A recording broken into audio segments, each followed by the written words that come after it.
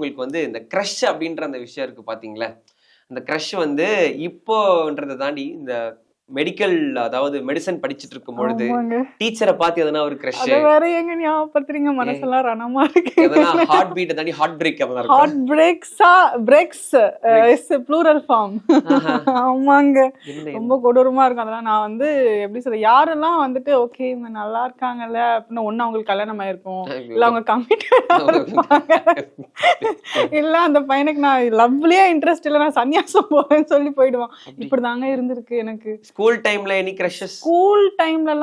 School டைம்லலாம் பேன்னு இருப்பேன், கண்ணாடி போட்டு ரெட்டை பின்னல் போட்டு இப்படிதான் இருப்பேன். எனக்கு லவ்னாலே எனக்கு வந்து ஓகே பிடிக்கும் அப்படி அந்த மாதிரிதான். அதுக்கு மேல ஒண்ணுமே தெரியாது. அதுல எங்க நான் போய் லவ் எல்லாம் பண்றது.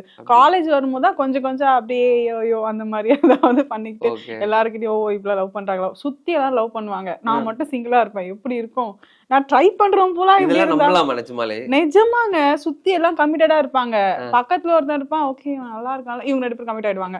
சரி அவனை சைடு அடிக்கலாமா, அவங்க 2 பேரும் ட்ரை பண்ணலாம் நல்லா இருக்கானா, அவங்க 2 பேரும் கமிட்டடா இருப்பாங்க. போங்கடா எனக்கு லவ்வே வேணாண்டா. எனக்குலாம் காலேஜ் டைம்ல பெட் கட்டுவாங்க, இவளுக்கு எப்படியாவது காலேஜ் முடிக்கிறதுக்குள்ள வந்து அவனையாவது பார்த்து கமிட் பண்ணி விட்டுடணும் அப்படி. இந்த கோ ஸ்டார்ல யாரா கிரஷ் இருக்காங்களா? அப்படியெல்லாம் இல்ல. சொல்லுங்க.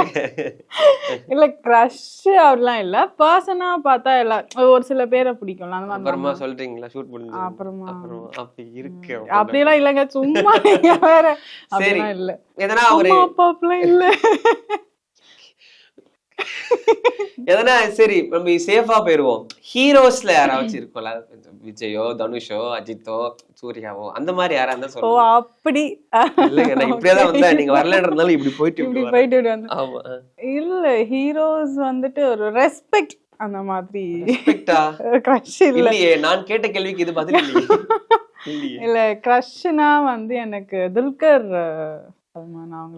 சல்மான் அவர்கள். ஓகே, எந்த படத்துல ரொம்ப பிடிச்சது அவருக்கு உங்களுக்கு? ஓ அப்படி இருக்கா? அப்படின்னா நல்லா தான் இருக்கும்.